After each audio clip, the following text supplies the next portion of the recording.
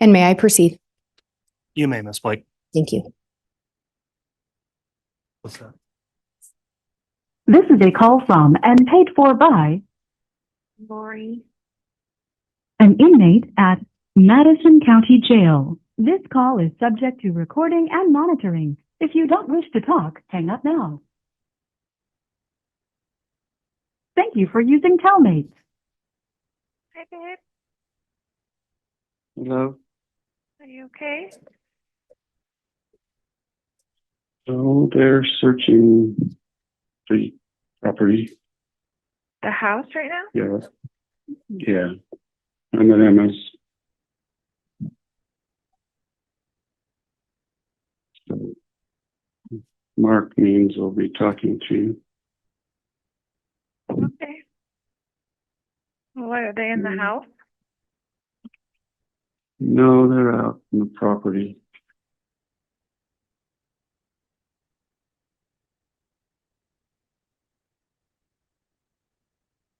Three dead bodies on the defendant, Chad Daybell's property and or in the residence.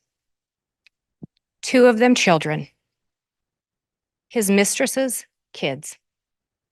Joshua Jackson Vallow and Tylee Ryan were found buried in the defendant's backyard. Tammy Daybell was found dead in their marital bed. And for what? Money, power, and sex. That's what the defendant cared about. Ms. Blake, I really apologize. Could you just hold the mic right up? We're barely getting your signal strong enough. Thank you. On October 26th of 2018, Lori Vallow and Chad Daybell met for the first time at a Preparing a People conference in St. George, Utah. You heard from Zulema Pastenis and Melanie Gibb how the first time they met, Lori was flirty. She came on to Chad. But Chad was receptive. You heard from Investigator Edwards that a few days after the conference, Google searches were conducted by Chad, Lori Vallow, images of Lori Vallow, Charles Vallow. At the time Chad and Lori met, their spouses were alive and well. Charles Vallow and Tammy Daybell were alive. Lori and Chad were both married, but Chad was Googling about Lori. You heard how sometime after the conference, Lori ended up sharing with Melanie Gibb and Zulema Pastenis how Chad at the conference had told her that they had been married in previous lives. And you heard through the trial, previous lives, multiple probations, multiple creations. It's all the same idea. Why does that matter? It was a way to justify the affair to the people around them. Maybe even to justify the affair to themselves. They were married to other people. But because they'd been married in prior lives, prior probations, prior creations, everything they were doing was okay. You heard about 3 weeks later, after that first conference, that first meeting, Chad was down in Arizona. Around November 15th to 17th, Chad was down there for a conference. But he stayed at Lori's house. And you heard how other people stayed there as well. And one of them that was at the conference, Melanie Gibb, or at the conference and then at the gathering at Lori's house, Melanie Gibb and Zulema Pastenis. And remember, Zulema talked to you all about how Chad sat the women down. So Zulema, Melanie, some other women, and Lori. And he taught them. Chad was the one teaching. Chad was the one sharing these ideas and these concepts. He was sharing them with Lori too. You also heard how shortly after meeting Lori, the defendant began drafting his version of their story, the James and Elena story. And throughout the trial, you heard how Chad and Lori would go by different names sometimes, or they had code names or persons that they claimed to be in prior lives.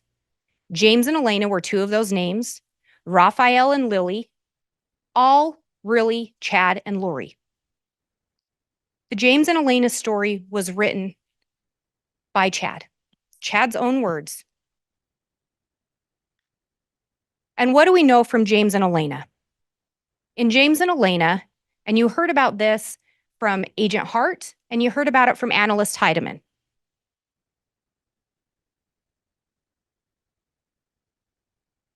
James and Elena.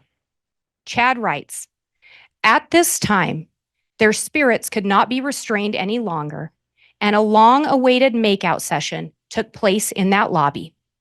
This was manifest in the mortal world to James and Elena through the scientific phenomenon known as loin fire. He also, another excerpt, he resisted an impulse to kiss her, but his entire body was on fire. He instinctively knew she was everything he had ever dreamed of. Additionally, her dimensions were exactly what he had always fantasized about, but that revelation would have to wait a month.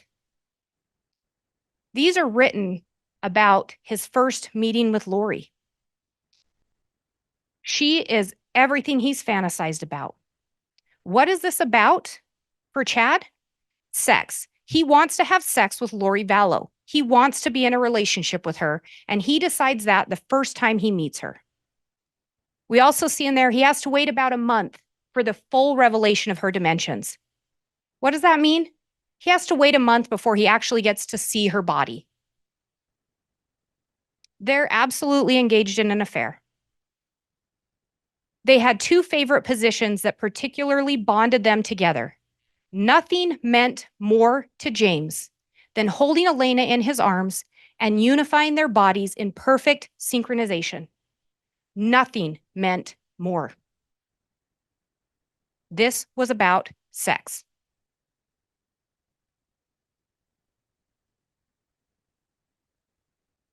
The James and Elena story is essentially an autobiography outlining the defendant's sexual affair with Lori Vallow under the facade of having a spiritual undertone or being spiritually sanctioned. But let's call it what it was. Chad's graphic description of his boundless lust for Lori Vallow, who he deemed to have perfect proportions and to be a goddess. Again, Chad is still married as he's writing this story for Lori.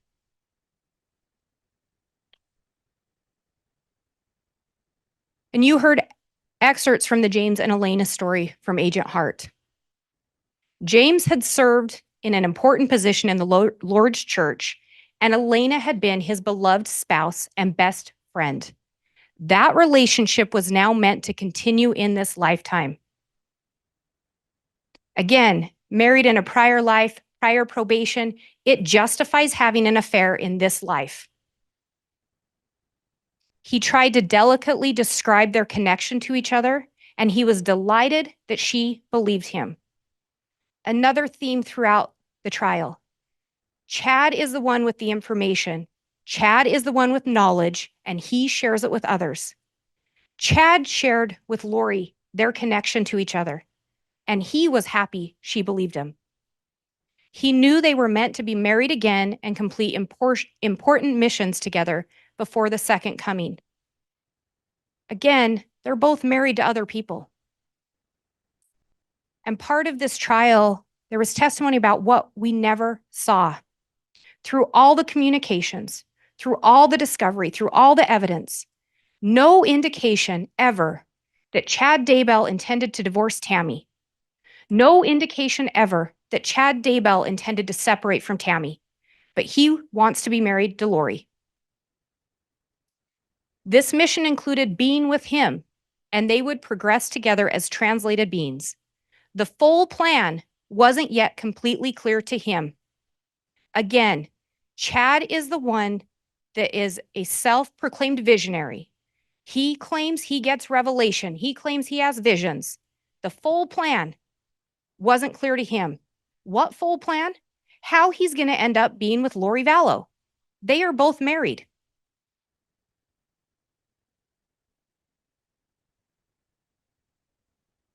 You heard how in early 2019, Chad told Zulema Pastenis he wanted to share some teachings with her. They ended up having a phone call, and Chad started to talk to her about this concept of multi-creations or multiple probations. And when Zulema testified, she had some journal entries. Zulema was open to this concept. She trusted Chad. She trusted Lori, and she was open to their teachings. So much so that she would make journal entries of these because she wanted to keep track of them. She wanted to understand. And the one with the page number 1, that's her outline of this concept of multi-creations. And Chad explained that you could have come in multiple creations, you could come multiple times in the same creation. But one theme was if you'd been exalted in one and you came again, you were exalted in this lifetime. He shared with Zulema some of her past lives. He told Zulema that he had a book of life. And through that book of life, he could see people's past lives and he could see into the future. He also told her he didn't actually need the book. He could do it without it. You heard Miss Pulowski, Melanie Pulowski, that is, Melanie Gibb, and Zulema all reference a pendulum or a pendant that the defendant had at sometimes that he would tell them he could get answers. But again, he didn't have to have that to give them the answers. Common theme, Chad has the answers, Chad has the knowledge, Chad has that special ability.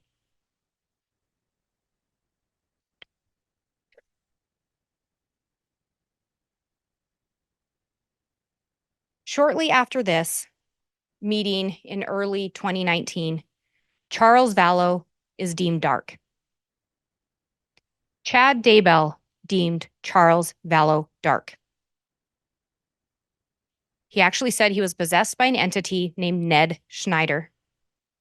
In January of 2019, Chad Daybell was doing Google searches for Ned Schneider.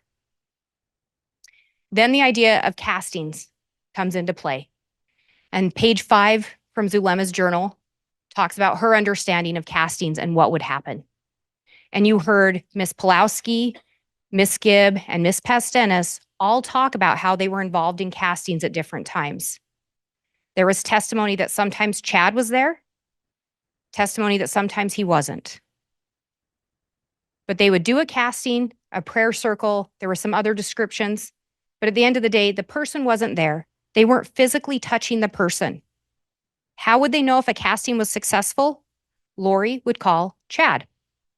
Chad had the information, Chad had the knowledge. When it came to Charles, castings on Ned were said to be successful. Ned was gone. But the problem was that eventually, Chad and Lori taught that if a person was possessed, it meant the body had to die. The individual, the actual spirit of that body, was gone. An evil entity was in that body, and in order to set the person free, the body had to die. So when a casting was successful and the body didn't die, well, now there's a new entity. That's what Chad would tell them. So Charles became Garrett. Castings are done on Garrett. They called Chad. It was successful. Well, Charles was still alive. The body didn't die. So now Charles is Iplos. And Iplos is an even more demonic entity. Iplos is so dark that we get a new term introduced of zombie.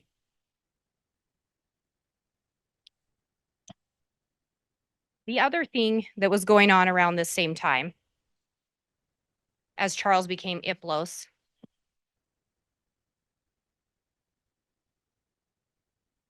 is that Charles actually confronted Lori about her affair with Chad. Around June 29th of 2019, Charles Vallow confronts Lori. And he tells her, I am going to email Tammy Daybell. She deserves to know what's going on. Charles, in fact, sends an email to Tammy Daybell on June 29th of 2019, informing her of the affair. Charles also sends an email to Chad Daybell on June 29th of 2019, confronting him about the affair, telling him it's improper, it needs to stop. Then on July 1st of 2019, Charles tells Lori, I'm going to go meet with Tammy in person. I'm going to tell her what's going on. Lori tells him, she won't talk to you. She's my friend. Lori and Chad are in constant communication. You heard that throughout the trial. They're having an affair. They're talking. They're getting burner phones. And you heard testimony about the burner phones. They all had multiple different phones that they would use. And when I say they all, Chad and Lori and Alex. Only 10 days later, 10 days after Charles threatens to go and tell Chad's wife about the affair, Charles is shot and killed. He's shot and killed by Alex Cox in Arizona. We heard from the Arizona detectives that on that fateful day, Charles had shown up to take his 7-year-old son, little JJ, to school. Instead of getting to take his son to school, he wound up dead. Why? Charles was dark. Charles was a zombie. And if someone's a zombie, if someone's dark, the body has to die.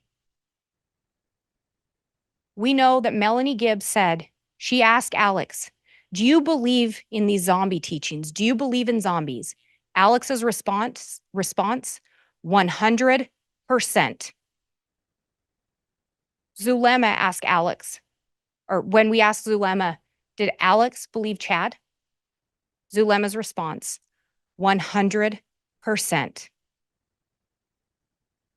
Shortly after Charles' death, Melanie Gibb talks to Lori. And you heard from her what was missing. No signs of grief, no signs of remorse. Her husband had just been shot and killed in her home by her brother. No signs of grief, no signs of remorse. On July 11th of 2019, the other thing we know, Chad and Lori were in contact throughout that day. You heard that through Detective Werther's testimony. You heard from Detective Duncan and Detective Werther that there were several text messages exchanged in the morning hours of July 11th of 2019, with the last one being right around the time Charles Vallow would have arrived at Lori's house.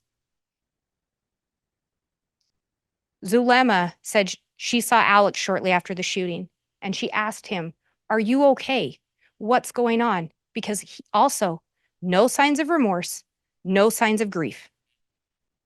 Alex's response to her, he was a zombie. Alex 100% believed in zombies. Alex 100% believed Chad. Chad said Charles was dark. Charles was a zombie. Chad said if someone's a zombie, the body has to die. Alex shot and killed Charles Vallow. Alex 100% believed Chad.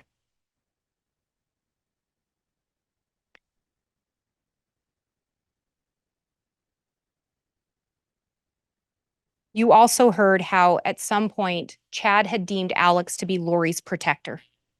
He talked to Alex about how Alex had been her protector in multiple lives, multiple creations, multiple probations. Alex was here to protect Lori.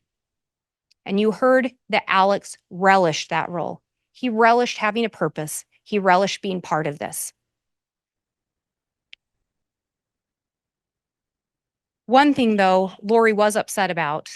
Zulema had asked Lori at one point, if Charles is a zombie, why are you back with him? Lori's response, I need to get my finances in order. After Charles' death, Lori reaches out to Chad to tell him, I'm not getting the $1 million life insurance policy. He must have switched the beneficiary.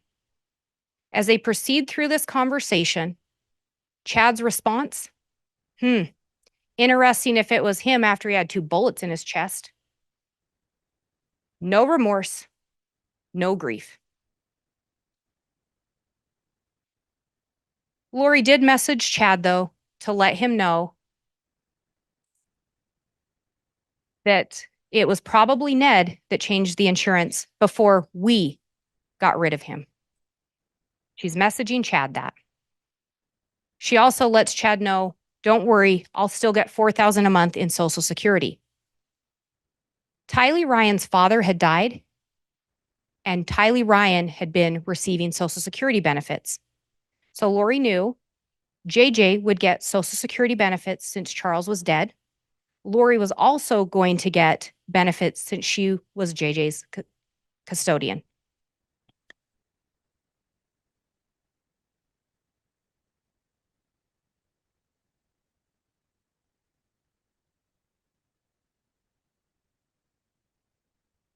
Seven days after Charles' death, Chad is texting Lori. I was told extreme changes are coming for me. I welcome them both. What were the extreme changes? Charles has been dead for 7 days. What extreme changes do we know happen in Chad's life? Well, his mistress's 2 kids end up dead on his property, and his wife Tammy ends up dead in their marital bed. Extreme changes are coming, and I welcome them.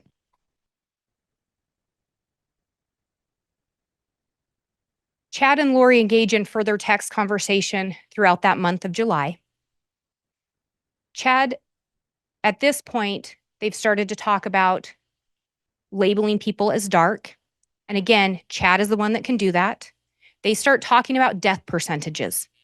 Chad, again, is the only one that can determine someone's death percentage. How close someone is to dying is determined by Chad Daybell. He tells Lori in this message, and keep in mind, he is talking about toddler children, young children. He decreased the pain tolerance to 1% and greatly increased his pain. He then asked Lori, do you want me to cause pain to those 2 3s? Who are the 3s? Again, remember, when someone's light or dark, there's also generally a numeric value or a numeric number assigned to that. In this case, 3 3s. So they were 3 dark. He ends up saying, yes, if they are going to act up, we'll at least give them a reason to scream. These are young children. And specifically, these are the children of Melanie Pulowski that are being referenced. Right after saying he's going to give these children a reason to scream, I love, cherish, treasure, and adore you. He wants to be with Lori Vallow. Chad messages her later in July. Every few weeks, I get to escape and have amazing adventures with my goddess lover. But then I have to return to my place under the stairs, feeling trapped. But I sense permanent freedom is coming. What did Chad need permanent freedom from? He just returned from seeing Lori Vallow. His wife is still alive. He feels trapped when he's at home with his family. Who does Chad want freedom from? Tammy. And he senses it's coming. We talked in this trial about how Chad and Lori would manipulate each other. In this text thread, Lori Vallow is upset with Chad. And Chad tells her, referring to Grandpa Keith, who's someone that's deceased, that he is supposed to warn her that she's unprotected. The angels are angry that Lori's ignoring him. And if she wants that protection back, she better talk to him. Lori's response, I love you. Chad, thank you, my love. I will get things restored. Chad manipulated Lori with power.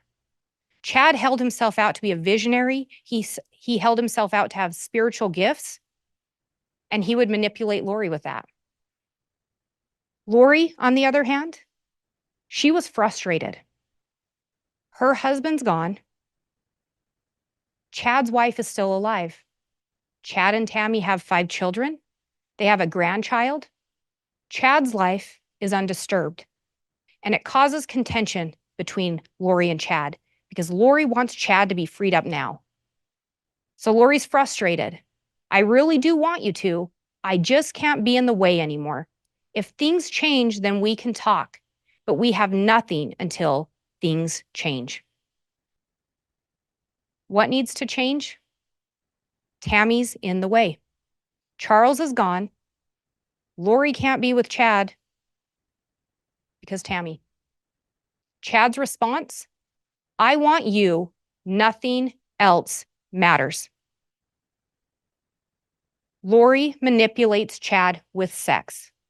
From the minute he met her, he wanted to be with her, and she knew it.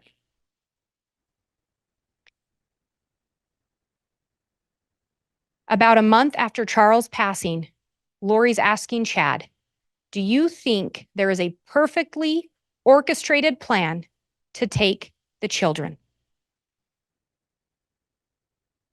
Chad's response, there is a plan being orchestrated for the children. I was shown last night how it fit together. Again, Lori asked Chad. Chad has the answers. Is there a plan to take the children? And what children are they referencing? JJ and Tylee.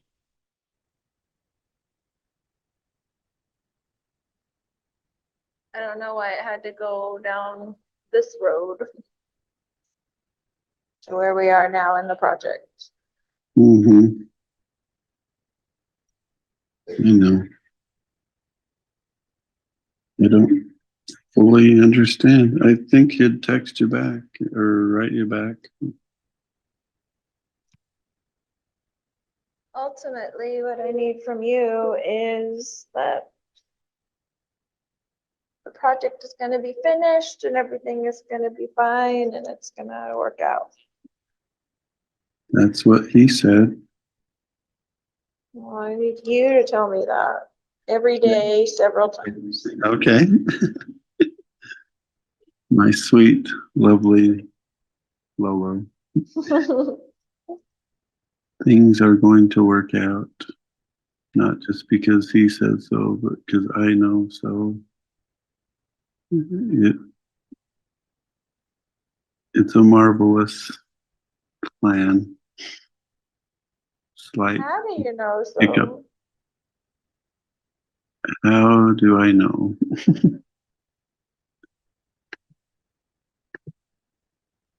It's been shown to me, honey. I've seen those beautiful eyes filled with tears as she sings to amazing groups of people. And I've seen that wonderful body dance to heavenly songs. Your purpose is only beginning. It's hardly begun. And it will be the pair. It won't be solo. And it's going to be incredible. Be cholo and not I have solo. absolutely no. That's right. Yep. It will be the Eurythmics. No solo careers.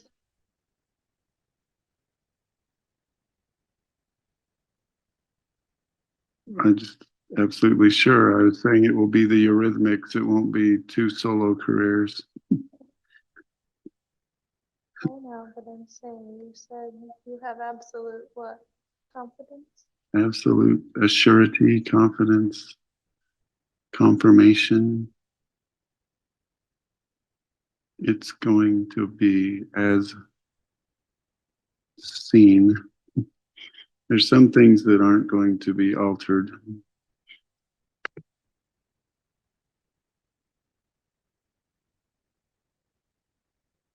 Again, Lori reaches out to Chad. She needs affirmation from him. She needs to talk to him about what he knows with the plan.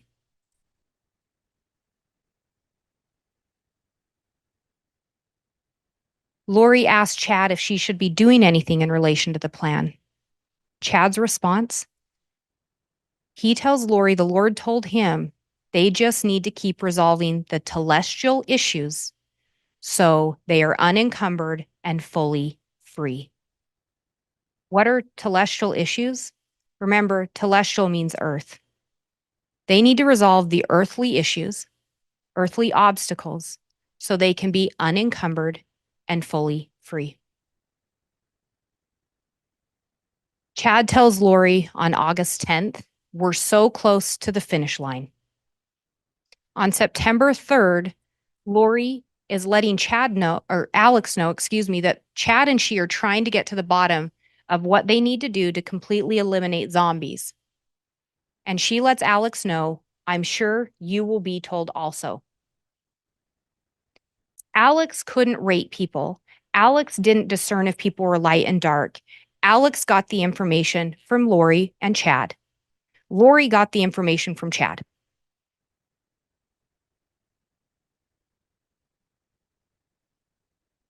Chad tells Lori, we are surrounded by telestial relatives that are simply obstacles.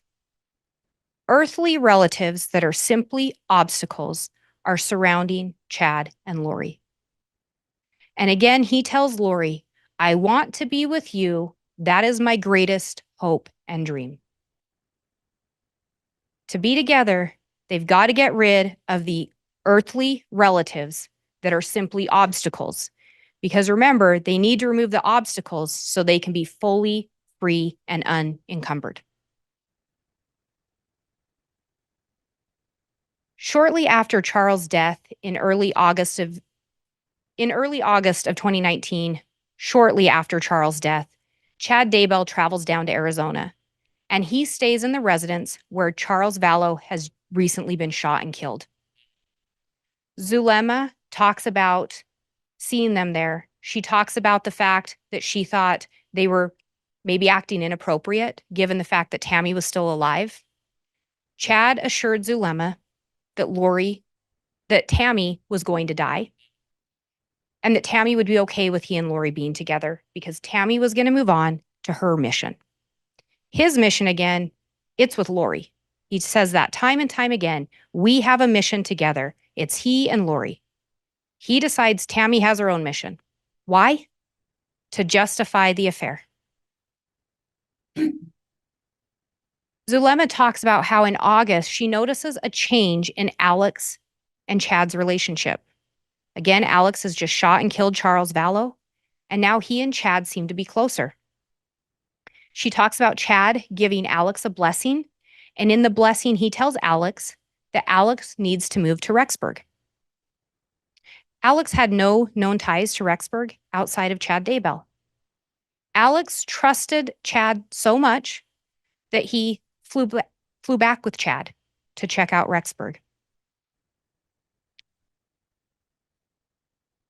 Eventually, Alex was told that he was exalted.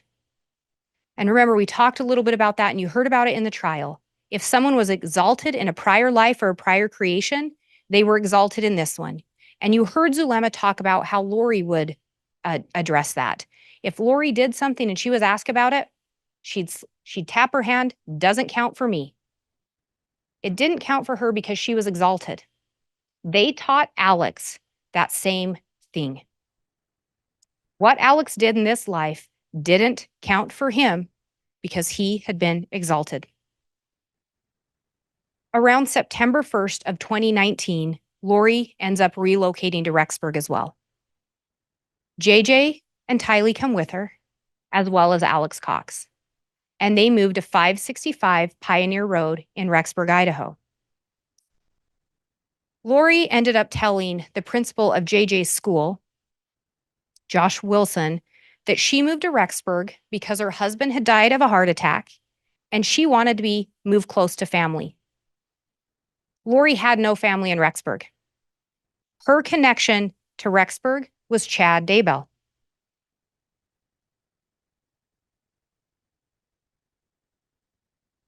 Shortly before moving to Rexburg, you heard from Detective Considas and forensic accountant Mike Douglas that Lori switched Tylee's Social Security money that she got from her father to go into an account associated only with Lori Vallow. That change was made on August 16th of 2019. They then moved to Idaho around September 1st of 2019. Before Lori moved to Rexburg, Chad had already shared with her that Tylee was dark, and JJ was dark. And we know what has to happen if someone's dark. If someone's dark and they're an earthly obstacle, the body has to die. Knowing that, Lori still brought her children to Idaho, closer to Chad Daybell. Alex came with her, and remember, Alex believed Chad 100%.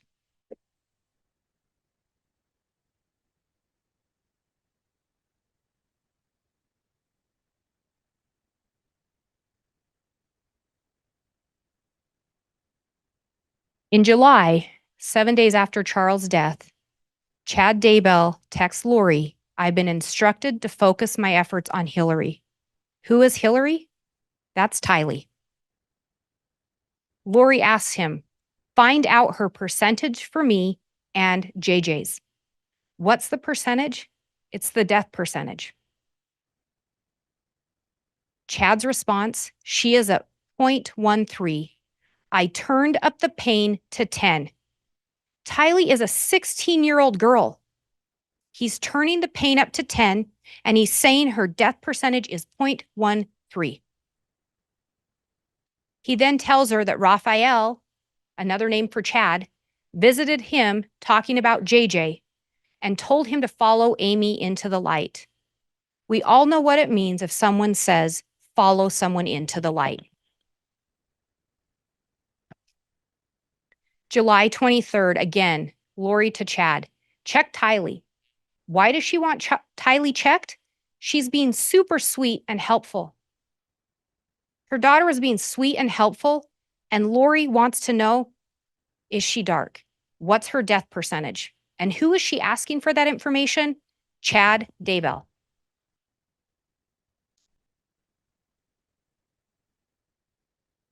On September 8th of 2019, Tylee, Alex, JJ, and Lori take a trip to West Yellowstone, a seemingly normal family outing.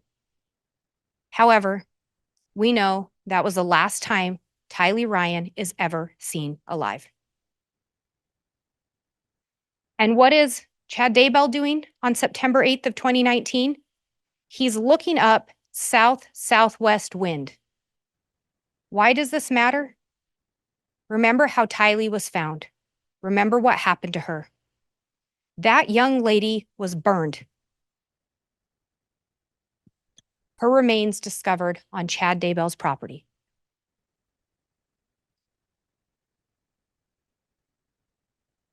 On September 9th, we heard from Agent Balance and Agent Wright that there was something unusual about a device associated with Alex Cox and where it was located.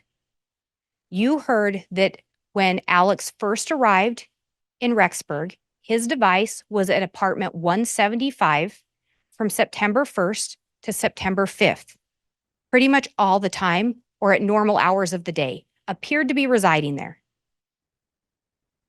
After that, that device is mainly associated with apartment 107. The device will travel to 175, but generally returns to 107 no later than midnight. The day after, the early morning hours after the last day Tylee is seen alive, that device is at Lori's apartment, apartment 175, the apartment where Tylee Ryan was known to reside, at 2:42 in the morning. The only time in the month of September, with the exception of the first 5 days and the exception of September 30th when that device was left with Lori Vallow, the only time that device is there in those early morning hours. What do we know happens later that morning? The device returns to Alex's apartment, and Chad calls Alex. Where does Alex go after Chad calls him? He heads to Chad's property.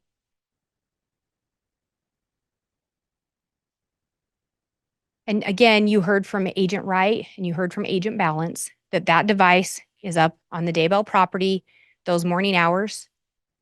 And there's some data points there showing 9:21, 10:39, 10:57. And what do we also know happened on the morning of September 9th? Chad Daybell sends a message to his wife around the same time that device is there. Well, I've had an interesting morning. I felt I should burn all of the limb debris by the fire pit before it got too soaked by the coming storms. Limb debris, not tree, limb debris. While I did so, I spotted a big raccoon along the fence. I hurried and got my gun, and he was still walking along. I got close enough that one shot did the trick. He is now in our pet cemetery. Fun times. Where was Tylee Ryan's body found? Where those red data points are. In Chad Daybell's pet cemetery. Some of her remains in the fire pit.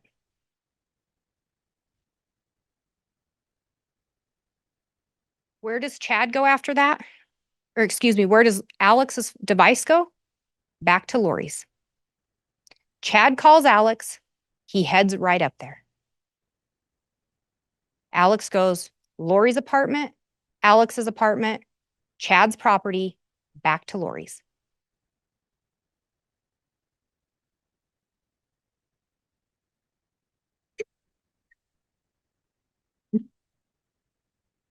And we know where that young lady was found.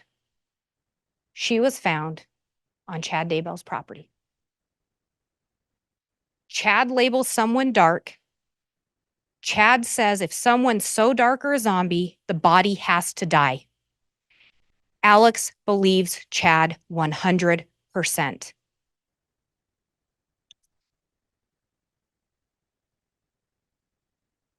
You heard that the burned and charred remains of Tylee Ryan were found on Chad Daybell's property.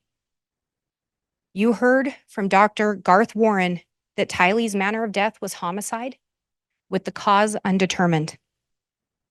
Why was the cause undetermined? Well, you heard from Dr. Angie Christensen, and you also heard from Dr. Bartelink how Tylee's body was burned. Dr. Bartelink even indicated, depending on what accelerant was maybe used, Tylee could have been burned within 2 hours. You heard from Dr. Angie Christensen that there were multiple areas of blunt force trauma to the skull, sternum, and ribs. You then heard Dr. Bartelink confirm that. In addition, there were 18 sharp force impacts. Additionally, you heard from Katie Dace how Tylee's DNA was found on a pickaxe and a shovel that were in the defendant's garage.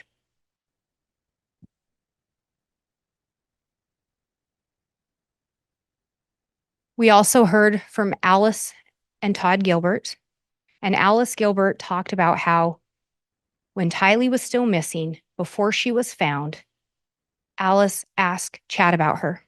She wanted to know, doesn't Tylee want a life? Doesn't she want things that most young girls get? Chad's response, well, Tylee didn't like people and she didn't like me. What stood out to Alice? Tylee hadn't been found yet, and the comment was in the past tense.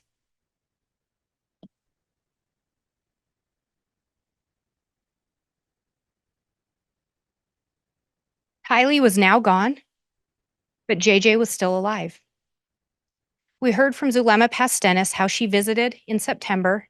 She stayed at Alex's apartment, but she would visit with Lori. You heard from her that she asked Lori, where's Tylee? Because she didn't see her.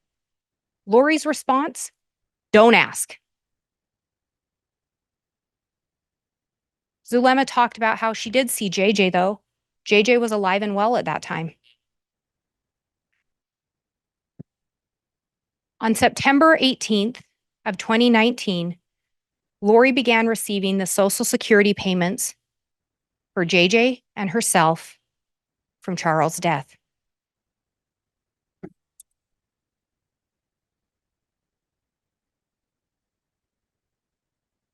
Back in July, again, shortly after Charles' death, Lori's asking Chad, I need you to check JJ. Why? He was calm and wanted to watch movies. Her kid's calm and wants to watch movies, and her first thought, have Chad check him. Chad's response, JJ is at a 2. On August 10th of 2019, Chad messaged Lori that JJ was getting close. Says, when I was sitting across from him eating bacon, I sensed he was barely attached to his body.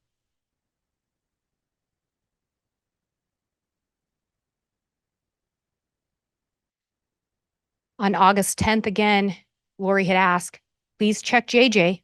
Chad's response, or then Lori further pushes, is he at 0 yet? Chad's response, yes, he's at 0. If Chad labels someone dark or a zombie, the body has to die. Chad determines the death percentage. When the death percentage hits 0, that person's been marked for death. On September 23rd of 2019, you heard how there was location data associated with Alex Cox looked at. And before that, you'd heard from Melanie Gibb and David Warwick about how they were visiting Lori. They'd come up for an event and they were staying at Lori's house. You heard from them, from Melanie Gibb in particular, that there was an incident where Chad took JJ upstairs. And when Chad came down, he had scratches on his neck, that being Chad had scratches. And when asked what happened, he basically said JJ had freaked out. On September 22nd of 2019, you heard from Melanie Gibb and David Warwick how they saw Alex come in carrying JJ. JJ's head was on Alex's shoulder. They assumed he was asleep. David Warwick thought it was a sweet moment. In the early morning hours of September 23rd, you heard from Melanie Gibb how something had startled David. He'd had a panic attack, a bad dream, something. She called Chad, no answer. She tried to get a hold of Lori, no answer. She tried Lori's door, and it was locked.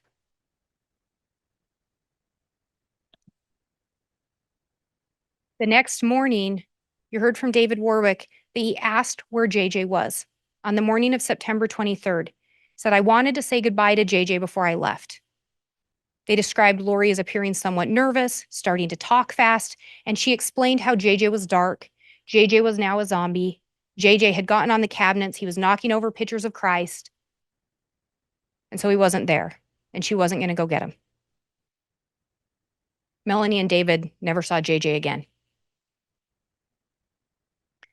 On September 23rd, later that morning, Chad places a call to Alex.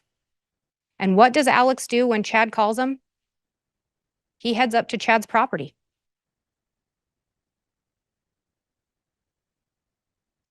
And what do we then know? Alex's device is at Chad's property with some data points there showing at 9:56 a.m. and 10:02 a.m.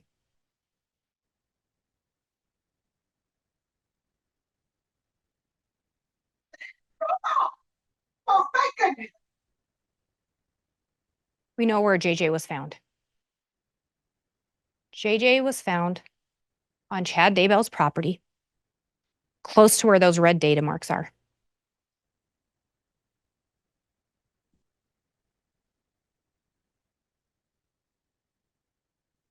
On June 9th of 2019, investigators searched Chad's property, and they ended up locating JJ. As they dug JJ up, they noticed a round object covered in black. One of the investigators there cut the black plastic to reveal white plastic. They cut the white plastic, and brown human hair came through. They'd finally found JJ. JJ had been buried with his arms duct taped together, the duct tape running around from elbow to elbow. He had duct tape over his mouth. He had a plastic bag over his head, tape over that plastic bag, and then he was placed in black garbage bags and discarded. That's how JJ was found. Chad labeled him dark. Chad said his death percentage was at 0. Chad said the plan was for he and Lori to be together unencumbered by earthly relatives, earthly obstacles. Chad said those things, and Alex believed Chad 100%.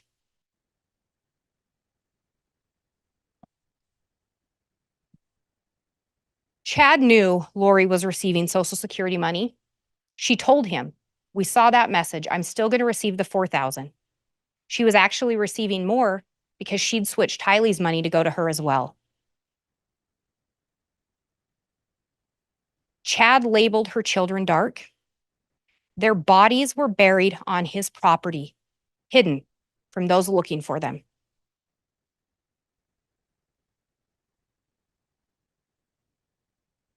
With them gone, he could be with Lori. Her time was completely free for him. And knowing if the bodies weren't discovered, Lori would continue to receive that money. As you heard from Mark Sari with the Social Security Administration, should have been reported. Lori continued to receive those benefits. Had the children been discovered, she wouldn't have. Melanie Pulowski talked about how she visited Lori towards the end of September, and when she visited, neither Tylee or JJ were present.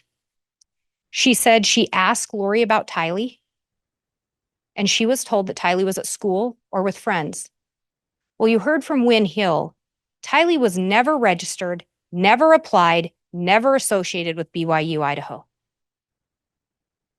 But that was Lori's story for Melanie Pulowski. When Melanie asked where JJ was, Lori told her, he has a nanny. She's really helpful. Melanie described that she couldn't really get a clear answer from Lori. But what you also heard from both Melanie Pulowski and Ian Pulowski is Melanie trusted Chad and Lori. She looked to them as parental figures. She turned to them for advice and guidance. And particularly with Chad, she talked about that. She turned to Chad to find out if people were light or dark. We know that around October 2nd of 2019, Tylee Ryan's Jeep travels to Arizona. And you heard from Brandon Boudreaux about what happened.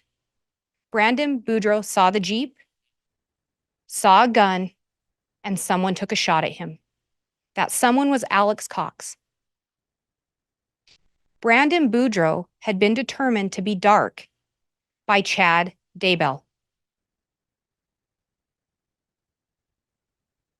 That bullet hit the top of Brandon's car. Brandon lived to report it. He lived to tell what happened. Brandon said that Jeep was missing the tire off the back. He noticed that. And you heard from analyst Heidemann how on October 2nd, Chad and Lori were seen in Rexburg, Idaho, storing a tire. During that trip, we talked about a device being at Lori's apartment, one of Alex's devices on September 30th. It was during that trip. He'd left the device with Lori. And you heard Zulema talk about how Chad and Lori would try to encourage her to move to Rexburg, and particularly Chad. He gave her several blessings where that was part of the blessing. Zulema expressed she didn't know how she was going to make that work. She didn't have ties here. Her job wasn't here. Her kids weren't here. And she expressed to Lori, I don't know how I'd financially do it. Lori said, don't worry.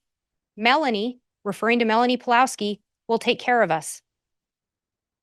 Melanie was still legally married to Brandon when that shot was fired. Melanie had kids with Brandon. Lori knew if dad dies, kids get Social Security. The custodian, the mother, gets Social Security benefits.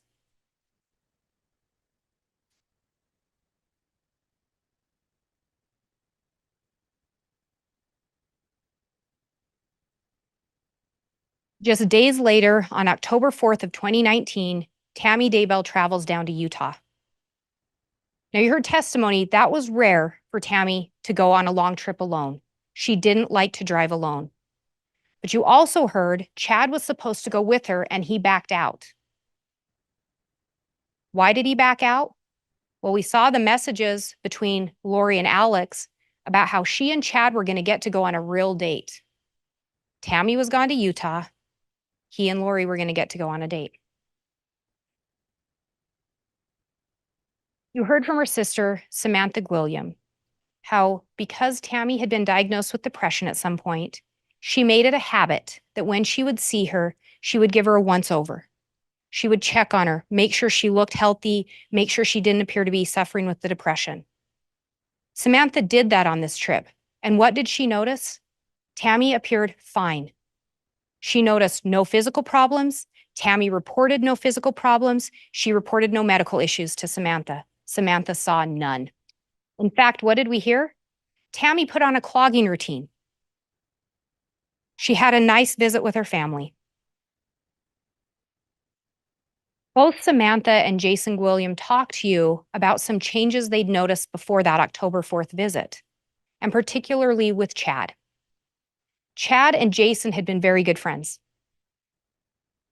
Conversation flowed easily. But that summer of 2019, they talked about Chad and Tammy coming to visit, and Chad was awkward. He didn't really engage with them. They took note of it, but they didn't know what was going on. Then you heard from Samantha how Tammy was down there around her birthday. Samantha didn't even know Tammy was going to be in Utah. Tammy runs up to the door to give her her birthday present, gets to stay just long enough to watch her open it. Chad never left the car. Chad and Jason were friends. And you heard Samantha say they'd had no falling out. Nothing that she could think to explain why Chad wouldn't come into the house.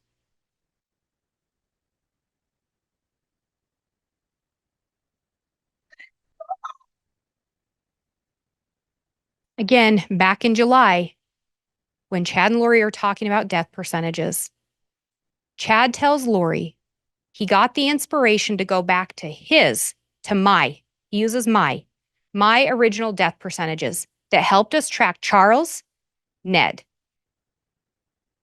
Chad had the death percentages to track Charles.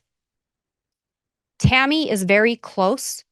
Her percentage has fallen steadily since Iplos left. It is encouraging. Charles Vallow was killed on July 11th of 2019. Since he left, Tammy's levels were dropping. Chad then tells Lori Tammy is at a 3.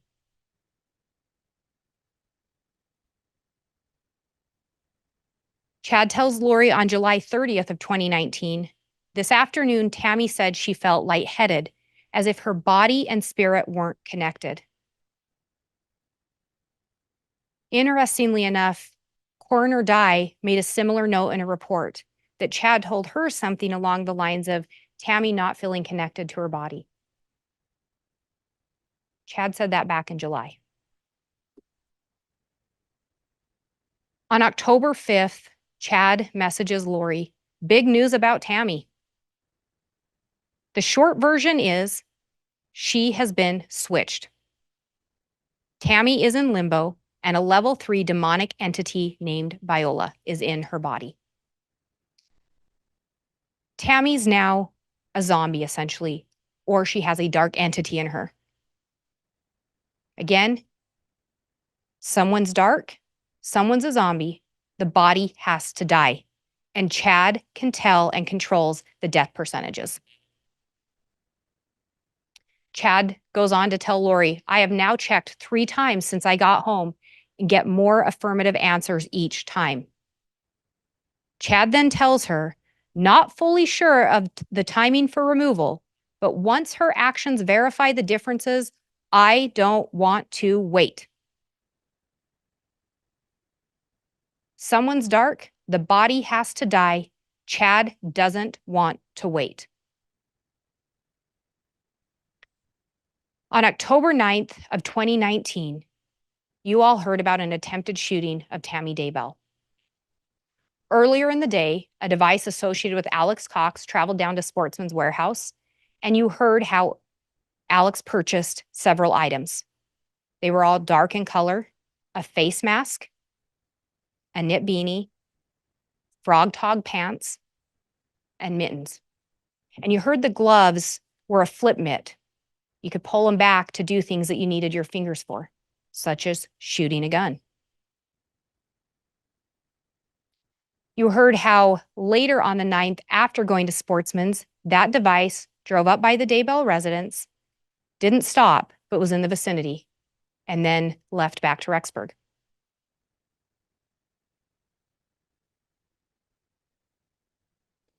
What you also heard was that Alex Cox had purchased a burner phone on October 8th of 2019, just the day before.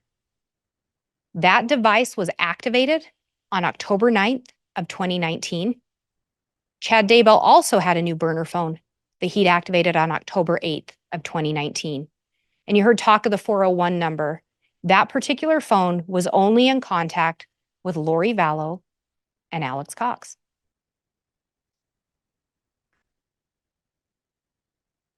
You heard how around October 9th and in the days after, there were multiple searches conducted on the Homer J. Maximus account.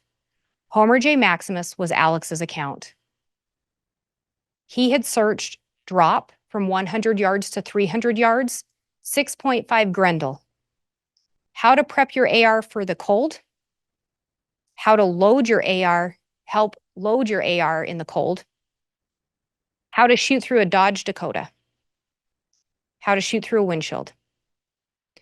You heard that the Daybells owned a Dodge Dakota, and you heard mixed testimony on who drove the car the most. But what was unrefuted is that at a minimum, Tammy did drive that car at times.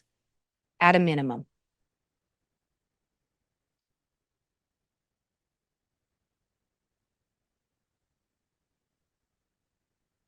On October 9th of 2019, there were multiple messages exchanged between Alex, Chad, Zulema, and Lori. The attempted shooting occurred at around 9:15 p.m., and then 4 text messages were exchanged between Alex and Chad between 10:28 and 10:29. Remember, Alex's normal phone or his usual device was left at his apartment, but he had just activated a burner phone. You heard from Zulema that on this same day and around the same time, Lori invited her over to Melanie Pulowski's house in Arizona to conduct a casting on Tammy. And Zulema had told her, "We finally have it figured out. We really know how to do this." And you heard from the ladies that what they were taught is if a casting was successful, the body would die or it would naturally expire. They weren't taught that anyone was going to take any action on the body. They were just taught that it would naturally happen. Zulema talked about how that night Lori got a phone call, and she said she had never seen Lori so mad. And when Lori got off the phone, she made a comment along the lines of, "That idiot can't do anything right or can't do anything by himself."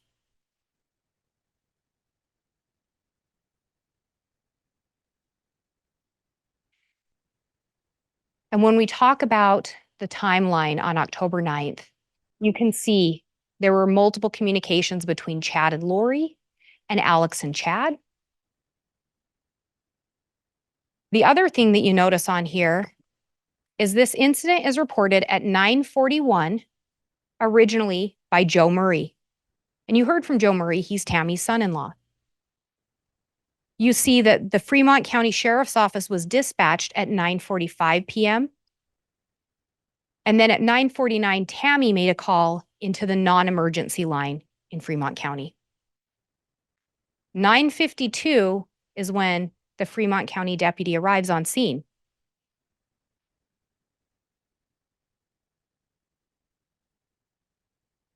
And why does that matter? Tammy had done a search, or someone using Tammy's account had done a search for first an airsoft gun and second a paintball gun. But when you look at the time of the search, 3:29, if you do the calculations for UTC, it ends up at either close to 8:30 p.m. or close to 9:30 p.m. Attempted shooting happens around 9:15. So around 9:30, Tammy is conducting those searches. Well, why does that matter? Deputy Cannon's not on scene. Deputy Cannon doesn't get to the scene until 9:52. He can't be there when Tammy's looking at anything. He can't be there to know who did the Google searches. And Deputy Cannon talked to you about the fact that he was looking for casings. Why was he looking for casings? Because he didn't know. He thought it could be a rifle. Nobody knew if this was a paintball gun or a rifle. What else we know from Deputy Cannon's report is towards the bottom, when he talked to Joe Murray told him he was cutting wood on his property when he heard Tamara scream. Joe Murray heard his mother-in-law scream. He called 911. Later, Tammy called dispatch.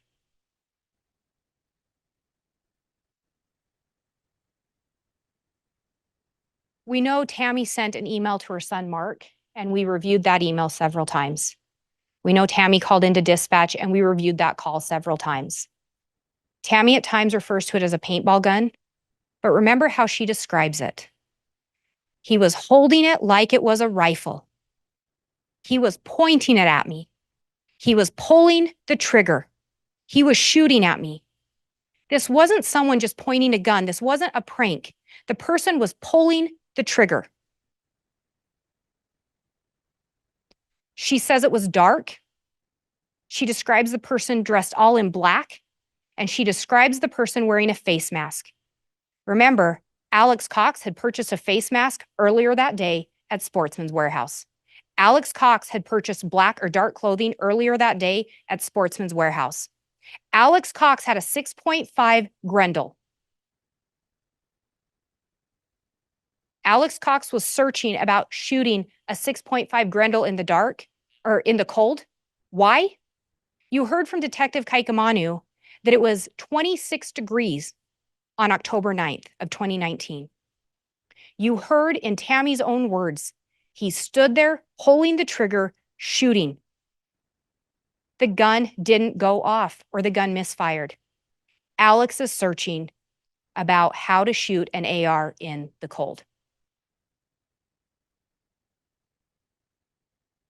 You heard from both Investigator Edwards and Detective Kaikamanu about their training with paintball guns and their training with ARs. You heard from them how the scope on an AR could be mistaken for a hopper on a paintball gun. You further heard when it's dark, it's even harder to tell. You further heard that if the gun is pointed at you, it's going to be that much harder to tell. You also heard that Tammy wasn't familiar with guns. Her own kids, Emma and Garth, told you. They've never seen Tammy with a paintball gun. They've never seen Tammy with an assault rifle. But what do you know? Tammy was scared.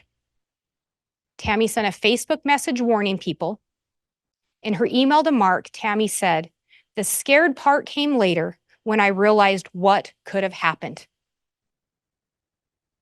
I didn't want to go out the next night alone after dark."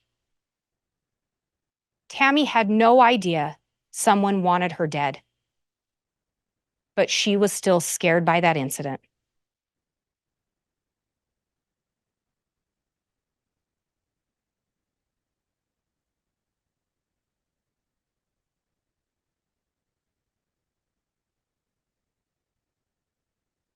And we talked about how Alex had done some additional searches, or that account had, about how to shoot with the AR. And you heard how Alex was going to the shooting range in Fremont County from Detective Kaikamanu, and that was before and after this attempted shooting of Tammy. And you heard from Agent Wright how he was going to the shooting range in Rexburg, and he was practicing to shoot long distances. And you heard from Investigator Edwards. He talked to you about how he looked at that gun. He looked at that Grendel 6.5, and it had a pin that was loose. And he explained to you about how if that pin had come loose, that could cause the gun to misfire. Alex didn't know why the gun misfired. That's why he was looking at shooting an AR in the cold. Instead, we do not know of any other attempted shootings of Tammy Daybell. Instead, what we know is that on October 19th of 2019, just before 6 a.m., Chad Daybell and Garth Daybell made a call to 911 to report Tammy's death. Remember how Garth described her. She's stiff and cold. Remember what Chad said. She's clearly dead.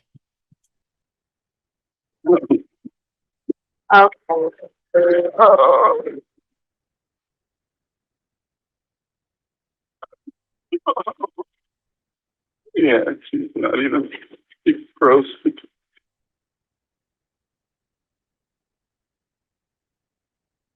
A little over 24 hours from reporting his wife's death, Chad messages Lori, I know exactly how you feel. I'm feeling sad, but it isn't for the reason everyone thinks.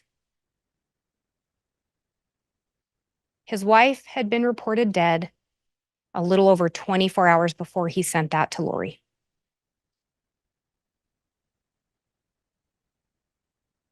You heard the description of Tammy, stiff and cold, clearly dead. And yet, Garth and Chad say they put her back on the bed. Garth says he hears a thud and his dad calls for him.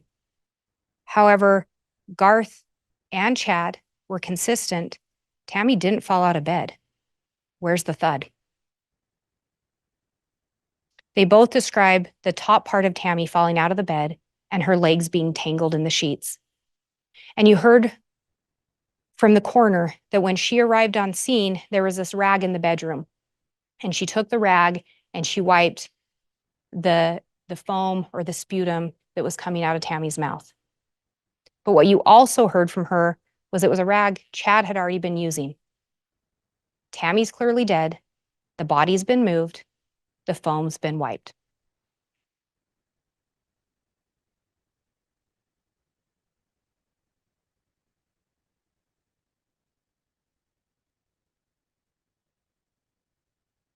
And if we back up to October 18th of 2019, we know Lori was in Hawaii.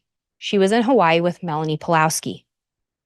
You heard how Alex took her down to Las Vegas to drop Lori off at the airport shortly before that. But what's more telling than who was in Hawaii is who wasn't. Melanie Pulowski told you Alex Cox was supposed to go with them on that trip. Alex didn't go because Chad needed help with something. Tammy was possessed. Her death percentage was low. Alex believed Chad 100%.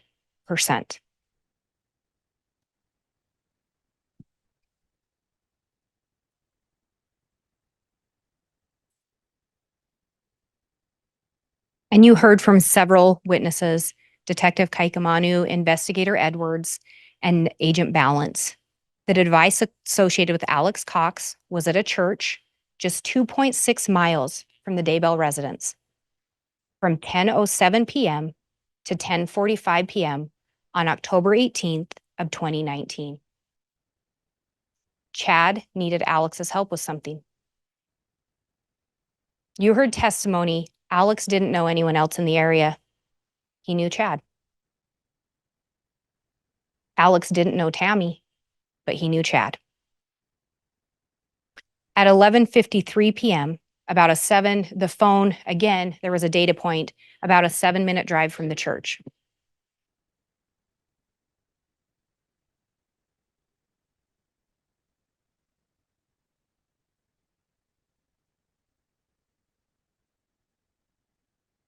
Garth would have gotten home between 1 and 1:30 from his employment.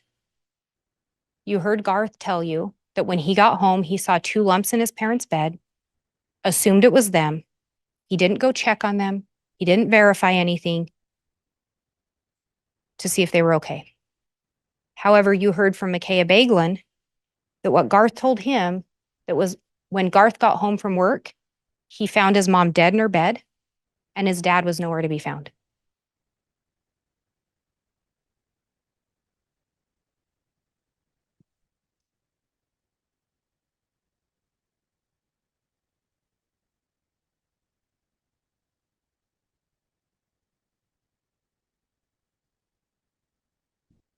And you heard from Deputy Greenalch and you heard from Deputy Coroner Wilmore and Coroner Brenda Dye And you heard them talk about what Chad told them when they were on scene. And the statements changed over time. The statements changed as new people came in. Coroner Dye mentioned something about seizures. All of a sudden, oh yeah, Tammy was having seizure-like activity. Nothing in Tammy's medical records support low blood pressure. Nothing in her medical records support seizures. Nothing in her medical records support any kind of a negative drug interaction between homeopathic medications or any other medications Tammy was on.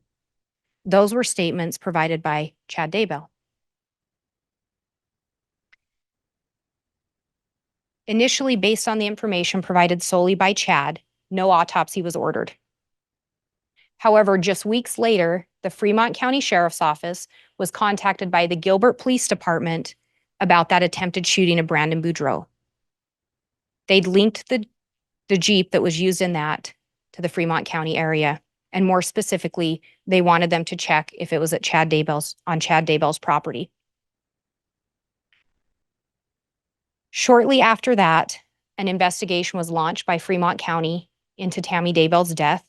This included exhuming her body. Her body was exhumed so the Utah Medical Examiner's Office could perform a full autopsy and conduct an investigation into the cause and manner of death. And they, in fact, did that. And we'll come back to that in a little bit. After Tammy's death, you heard how Chad told multiple people that he couldn't stay at the house anymore. He was going to move in with a friend. This was right after Tammy's passing. You also heard how Tammy died on October 19th of 2019, or that's when she was pronounced dead. That was a Saturday. Funeral was held in Springville, Utah on Tuesday, one working day to get everything ready. You heard Todd Gilbert say how it felt like Chad just wanted to get it over with.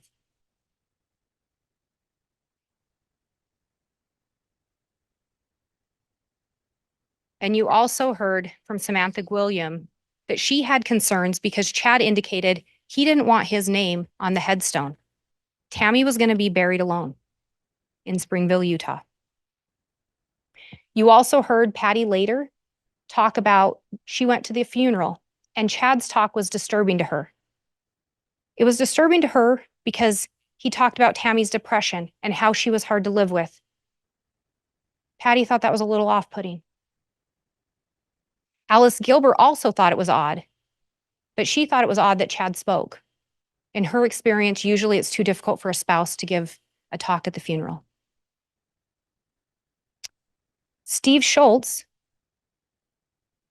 who was the mortician from Utah, indicated he thought the timing of the funeral and the fact that there was no autopsy and that Chad didn't want an autopsy was a red flag.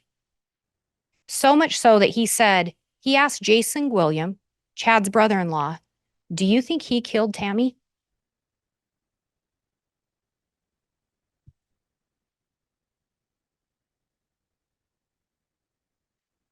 When we talk about the timeline of October 18th to the 19th, you can see the communication.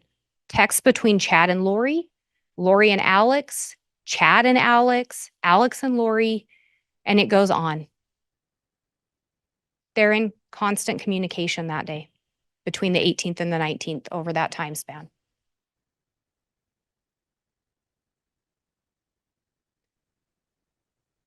Tammy Daybell had an autopsy conducted by the Office of the Utah Medical Examiners. They determined the manner of death to be homicide and the cause to be asphyxiation. Tammy had life insurance. And we talked about a couple different policies.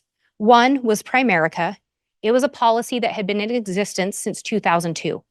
Both Chad and Tammy were insured, and they were both each other's beneficiaries.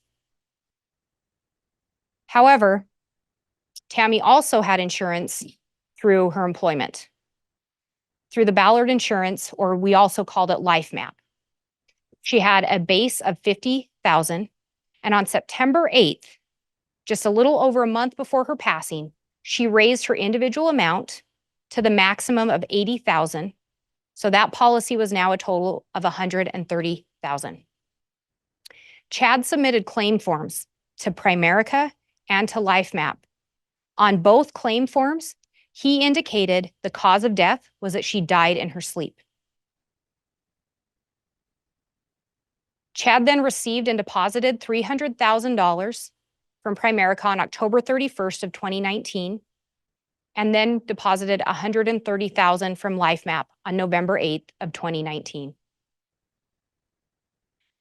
Again, on both claimants' statements, he put the cause of death was she died in her sleep, and maybe more telling on LifeMap, because Chad told people that Tammy was having medical issues. She was having trouble breathing. She was having shaking fits, dizzy spells. He provided information to try to explain her death. However, on the LifeMap claim form, under the question, when did the health of the deceased first become impaired, he wrote October 18th of 2019.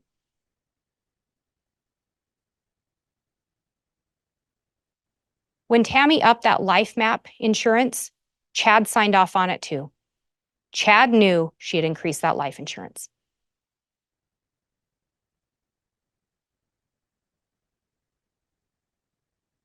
You heard how just days after Tammy's death, Chad went and visited with Alice and Todd Gilbert. And he told them about Lori. And shortly after, he brought Lori to meet with them. And Lori and Chad talked about their plans for a future, their plans to be together.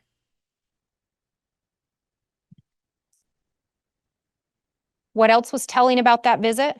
They asked about kids. Chad's response to Alice, Lori had a daughter that died. Tylee hadn't been found yet. They went to dinner with Chad's parents, and you heard from Sheila Daybell. Lori told her, I have a daughter that died. We know on May 6th and 7th, Chad and Lori Googled searches for malachite rings. This was during a time that Tammy and Charles were still alive. We know on August 14th, Lori attempted to purchase a malachite ring. Again, on August 25th of 2019, she again attempted to purchase a ring. Charles was dead, Tammy was alive. On October 2nd, Lori purchased 2 malachite rings. Then she also purchased one more. The other ring was a men's size 11.5. And what's telling is that ring was returned on October 4th for a size 11. Then on October 25th, it was returned for a size 10, and that ring wasn't returned.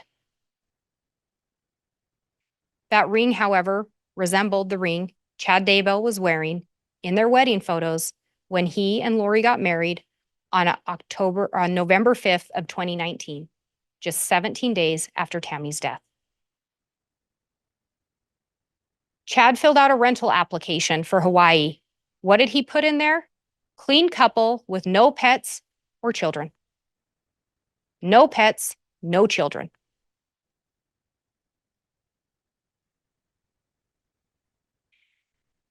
Chad and Lori had been messaging in July about a movie. Lori ended up telling him, looks like Kauai a lot. Chad, hopefully we will be there someday soon together. Chad's response again, that is the plan. That is the plan. What is the plan? To be in Hawaii together, to be in Hawaii unencumbered by earthly obstacles, unencumbered by earthly relatives. Chad and Lori got married on the beach in Kauai on November 5th of 2019. Charles was dead. Tammy was dead. Tylee and JJ hadn't been found. No children, no earthly obstacles, married together on the beach.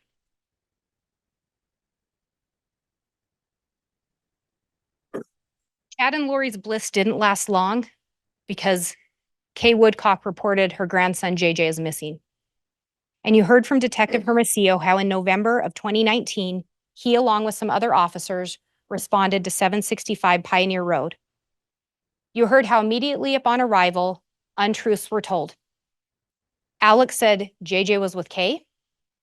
He said he didn't have a phone number for Lori. Chad said he barely knew Lori and didn't have her phone number. Lori said JJ was with Melanie Gibb and that Chad was her brother's friend. Chad and Lori were married. Hi, Lori. Sorry to bother you again. Yeah, we're having Melanie- get hold of your friend down there, No. Melanie. Well, they were going to Frozen 2 today.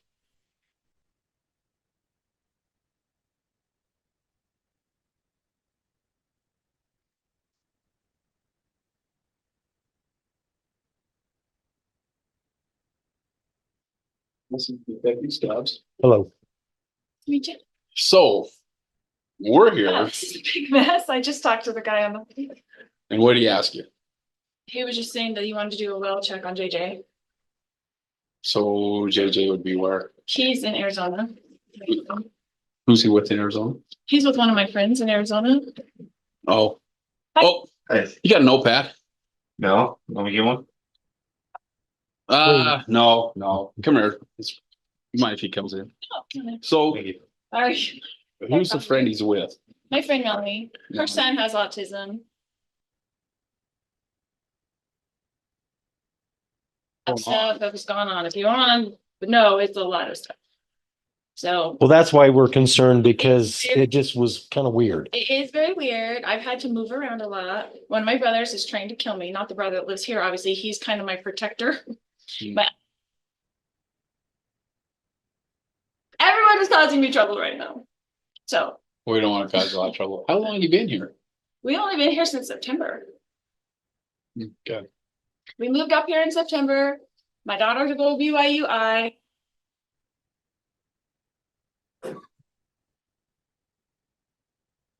We had two detectives over here trying to, Looking for you a Oh, little while ago. oh, because I was at the store. and they ran into well, probably one of your brothers in My the back brother here. and his friend, probably. Oh, They've who's been that? moving. Chad. Chad from around here? Mhm. What's his last name? Yeah, okay.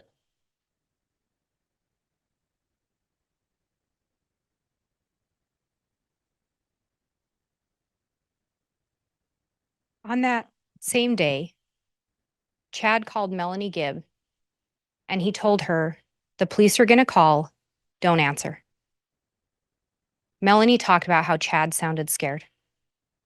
She asked Chad, JJ's not with Kay? Chad's response, no. Chad knew JJ wasn't with Kay. Later, Lori did reach out to Melanie and she asked Melanie to lie to the police and say JJ was with her, that she'd taken him to the movie Frozen. She even went so far as to ask Melanie to snap a photo of some kids to try to pass it off as JJ. You heard from Melanie Gibb. She trusted Chad. She trusted Lori. They had told her law enforcement was dark. She initially told police JJ had been with her. Pretty quickly after, she corrected her statement with law enforcement and told them she never had JJ. He'd never been with her. She didn't know where he was.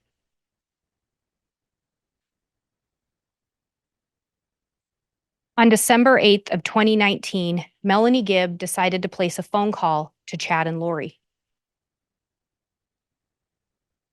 Okay, I did have a question that I asked Al at one point, your brother, if I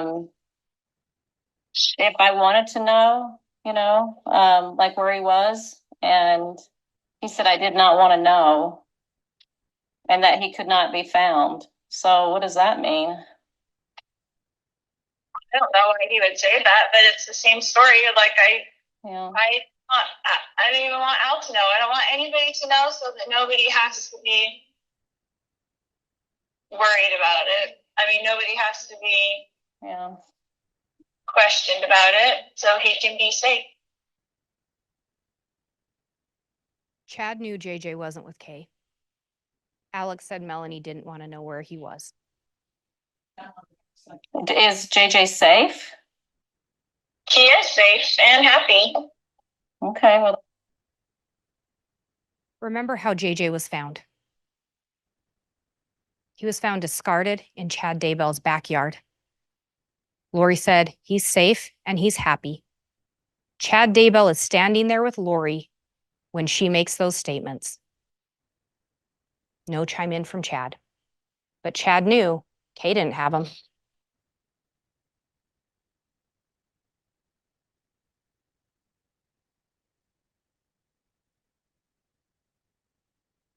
So is there kids that are not involved, or they're what are they talking about? So I'll have a clue if they show up at my house.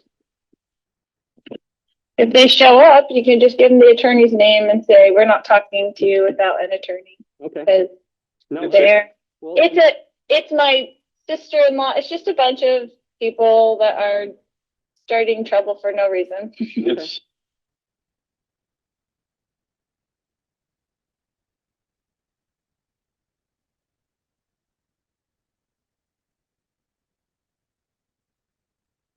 You just heard an excerpt of Chad talking to Jason Williams.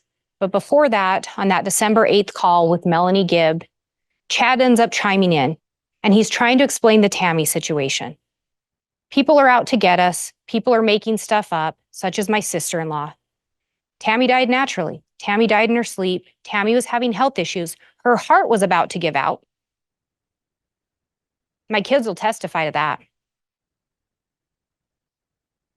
So is there kids that are not involved, or they're what are they talking about? So I'll have a clue if they show up at my house.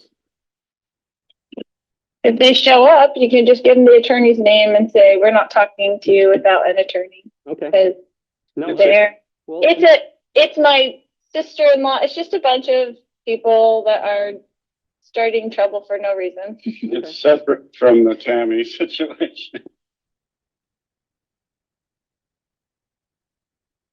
Again, Chad trying to distance and explain the Tammy situation separate from the kids. But it wasn't separate. Chad determines if people are dark or possessed. Chad rates their death percentage, and we all know what Chad said. Dark people, possessed people, the body has to die. JJ, Tylee, Tammy, all labeled as dark by Chad Daybell. It's a simple situation, but we just can't tell you because then you'd have to be involved. Yeah, exactly. no, I get it. That's fine. So at that point, they're talking about bringing down like a host of like FBI people involved and stuff. And I'm like, I don't want, I don't need that. It's Christmas. So, that's where I'm just going, all right, that's interesting. So, okay. Well, you don't know anything, which is great. Yeah. You don't know anything. No, I don't know anything. And so that's good news at that point in time. So, okay. I don't know how they would have done that other than Heather. You heard from both Melanie Gibb and Jason William. They recorded these calls. They were both hoping to help locate JJ and Tylee. They still hadn't been located. You also heard some recorded calls that were recorded by Ian Pulowski. In those calls, you hear Chad and Lori repeatedly refer to law enforcement as dark. Some of them are even disciples of Cain. They're so dark. Melanie Pulowski at one point asks what she's supposed to do about Detective Hermosillo because he's not going to stop. He's not going to stop until he finds those kids, and she wants advice from Chad. What does she do? Chad's response, get out of his way. He doesn't say, and Lori doesn't say, we'll produce the children, we'll come and help you. Chad actually tells her, well, they are going to continue to bug you because you're the only one they can locate right now. She's the only one they knew where she was.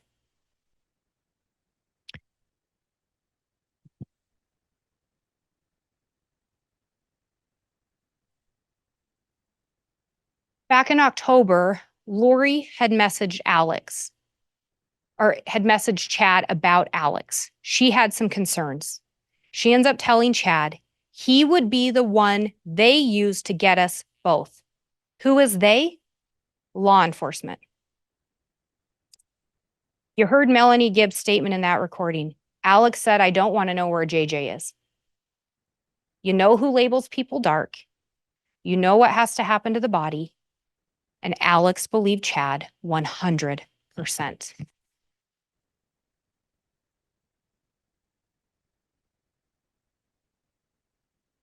In November of 2019, Chad gave Alex a patriarchal blessing. And you progressed and were selected by the Savior himself to be part of the fourth creation.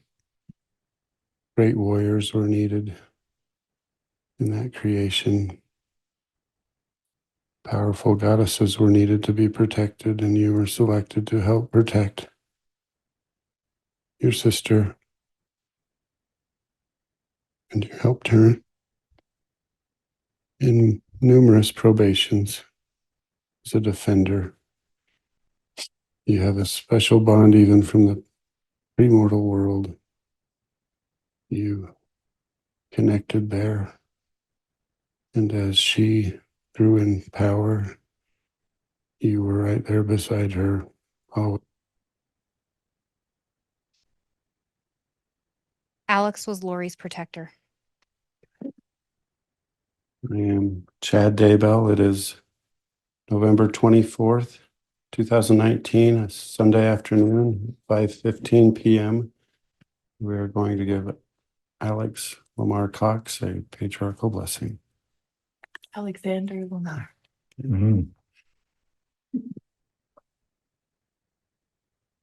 Alexander Lamar Cox.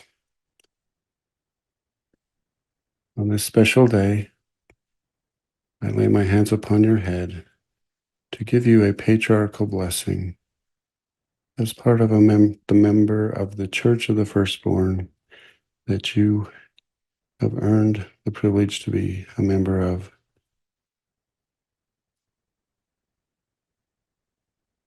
Alex is a member of the Church of the Firstborn. You heard testimony about Lori and Chad's mission. Their mission, part of it, to gather the 144,000. Chad was a self-appointed leader or gatherer and the leader of the Church of the Firstborn. You have already assisted us in ways that can never be repaid. But you will continue to do so as you move forward in this. Alex had already done things for them that could never be repaid. I just want you to know that at this time, the Savior is saying unto me, well done. Thy soul is cleansed. All is well. And now you'll begin into your terrestrial phase of this existence, that you'll be a powerful servant. I bless you with that knowledge that you will now move forward as a true warrior in ways that can be demonstrated through not only physical action, but through spiritual power that is coming to you and that will be bestowed upon you.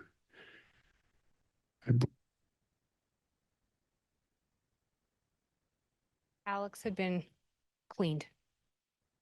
Whatever acts he'd done, he'd been absolved of them now, according to Chad. On December 11th of 2019, Tammy Daybell's body was exhumed. Chad and Lori had a conversation with Alex that day, and Zulema talked to Alex after that. She said Alex seemed worried when he got off the phone. She questioned him. Alex ended up telling her he was worried he was going to be their fall guy. When pushed further, Alex said, I am either a man of God or I am not. Alex believed Chad 100%. Melanie Gibb had asked Lori at one point if she believed what Chad told her. Lori had responded that she did, but that if he was a Satan, he sure was a good one. On December 12th of 2019, on December 12th of 2019, Alex Cox ended up dying the day after Tammy's body was exhumed. An autopsy was conducted on Tammy's body, and you heard from both Dr. Eric Christensen and Dr. Lily Marsden. They both unequivocally testified the manner of death was a homicide, the cause asphyxiation. And you heard them talk about the different manners of death. And you heard Dr. Christensen just yesterday talk about no sign the asphyxiation was a suicide, no sign the asphyxiation was natural, no sign the asphyxiation was accidental. That left homicide, death by the hands of another. They talked about the bruises on Tammy. They talked about the fact those could be consistent with being restrained. They talked about the exhaustive toxicology tests that were done to try to ensure they had the correct cause of death. They talked about considering all the other natural possibilities, seizures, cardiac arrhythmia. And they talked about how they went through that process to reach their final conclusion. They talked about they followed their normal protocol. They gathered evidence, they gathered information, and you heard Dr. Christensen talk about that. Normally, you give a medical history. With his patients, they can't. They have to rely on collateral sources and collateral information. They gather the medical records and they gather reports and statements surrounding that person's death, so they ensure they reach the correct conclusion. Again, both of them were consistent in their findings, homicide by asphyxiation. You further heard from multiple of Tammy's coworkers and friends that she didn't have any known health issues. Tammy was very active by all accounts. She participated in fitness classes. She participated in clogging. She never missed work. She was reliable and a hard worker. The only reported health concerns to law enforcement came from Chad Daybell. You heard several officers talk about that. Agents, investigators. Chad's kids didn't want to talk to law enforcement. They didn't want to provide information. The information came from Chad.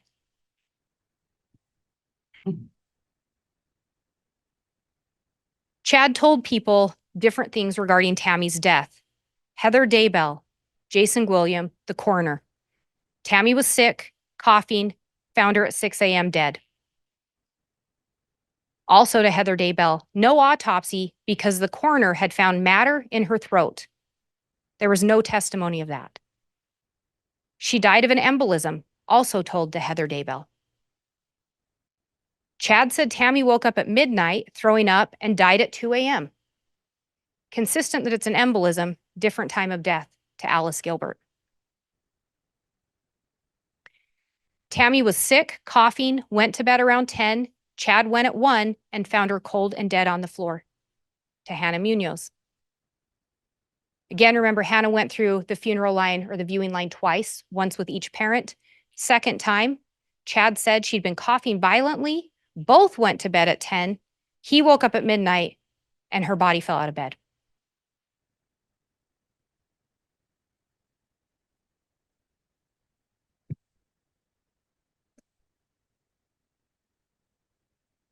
While Tammy's autopsy was being conducted, while the kids were still missing, while Alex passed away, Chad and Lori remained in Hawaii, on the island of Kauai, living out the plan as set forth by Chad Daybell.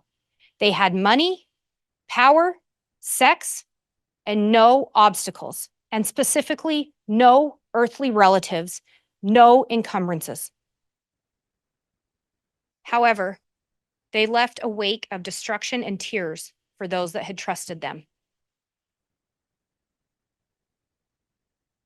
Chad and Lori consistently told those around them it was all a misunderstanding.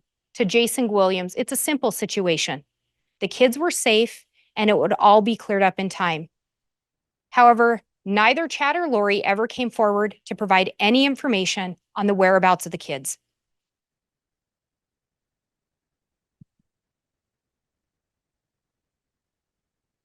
On June 9th and 10th of 2020, you heard multiple officers, investigators, detectives talk to you about the search of Chad Daybell's property. Agent Daniels described in detail how the search was conducted, and you heard multiple officers talk about the scene, the smell, the process, and the callousness of the way the children were discarded. You heard how the officers present at Tylee's scene were on their hands and knees, sifting through the dirt with their hands, small tools. in an attempt to locate Tylee's bones and her other remains. Tylee had been discarded in a pet cemetery with some of her remains in the fire pit as well. The investigators collected the bones, tissue, organs, and what has been described as a burnt mass. That's what was left behind of this young lady.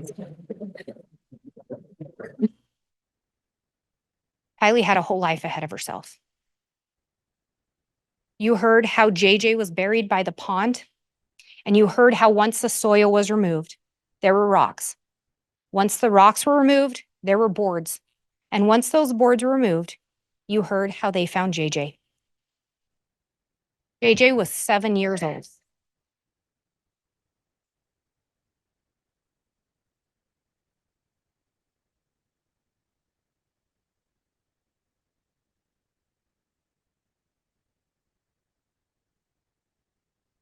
We'd heard multiple testimony, multiple talk of Lori asking Chad about a plan, of Lori asking Chad for confirmation of the plan. And one of those things that we heard was a call that took place on June 8th of 2020. I think in the slide it was dated as 2019. That call took place on June 8th of 2020, the day before Tylee and JJ were found. Lori wanted confirmation of the plan.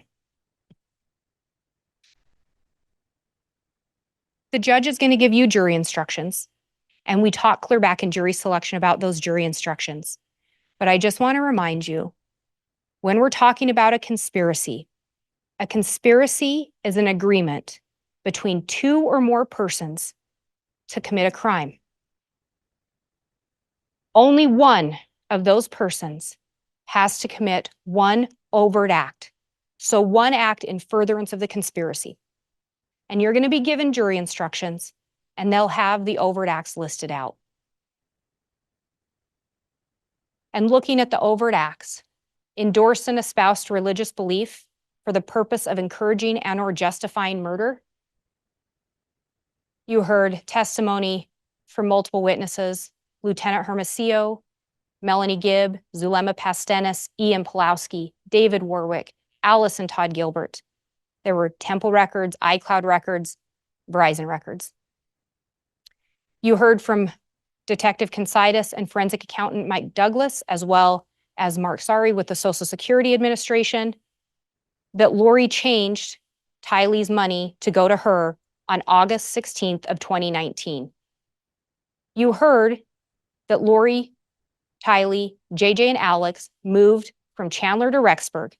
You heard about that through multiple investigators, multiple witnesses. You heard how Chad Daybell Googled south-southwest wind and visited a website. Detective Stubbs talked about that. Analyst Heidemann talked about that.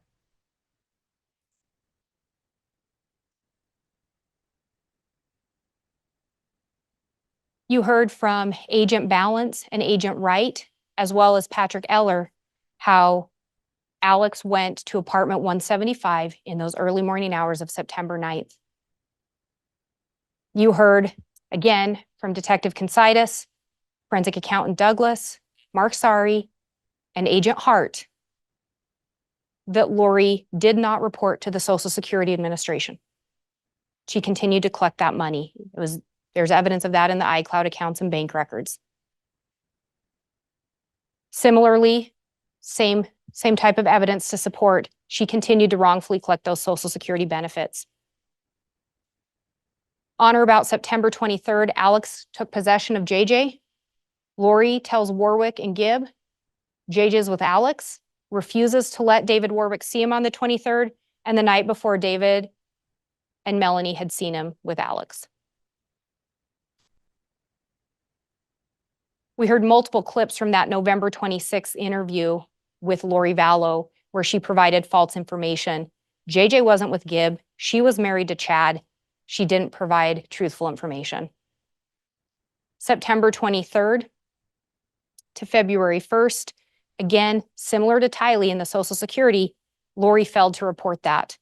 You heard about that through those financial timelines that were presented and that testimony. September 9th, similarly, she continued to wrongfully collect that money. She didn't report it. She continued to collect it.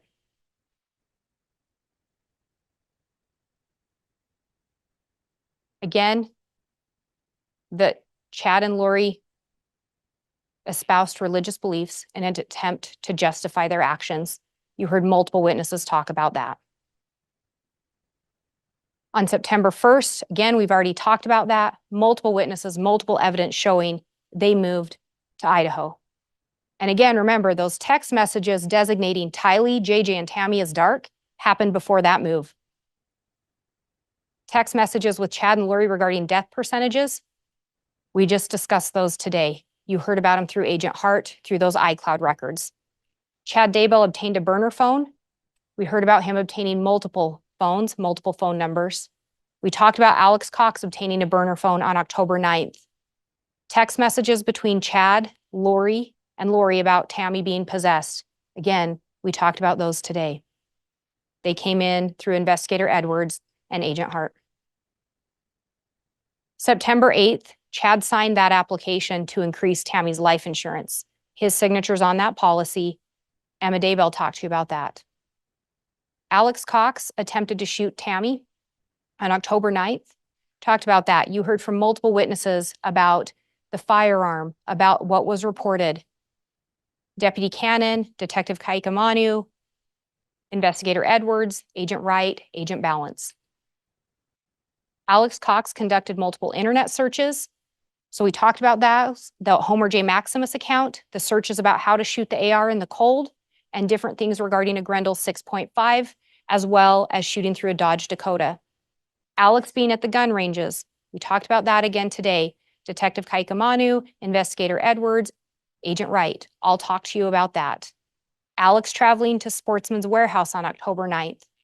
Agent Balance, Agent Wright, Investigator Edwards, Detective Kaikamanu, all talked to you about that location data and the recovery of the items purchased, or the identification of the items purchased, I should say. Alex being at the church parking lot approximately 2.5 miles from the Daybell residence on October 18th, 2019. You heard about that information from Agent Balance, Agent Wright, Detective Kaikamanu, and Investigator Edwards.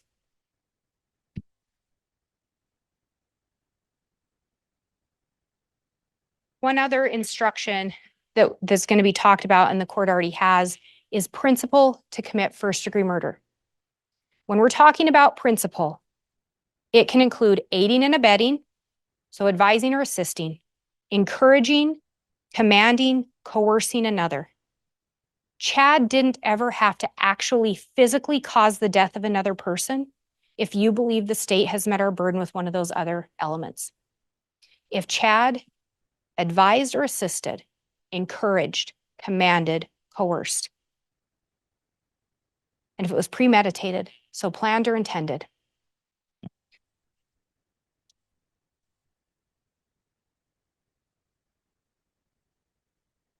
Tammy Daybell was a 49-year-old mother of 5, a new grandmother. Chad labeled her as dark or possessed. Her death percentage was low. We know what happens to the body. Tammy had to die. Tylee Ryan, a 16-year-old young lady with her life ahead of her. Labeled as dark or possessed by Chad Daybell, death percentage low. We know what has to happen. Tylee has to die. JJ Vallow, a 7-year-old little boy with most of his childhood and his whole life ahead of him. Labeled as dark or possessed by Chad Daybell, death percentage low. JJ has to die. All 3 victims gone too soon.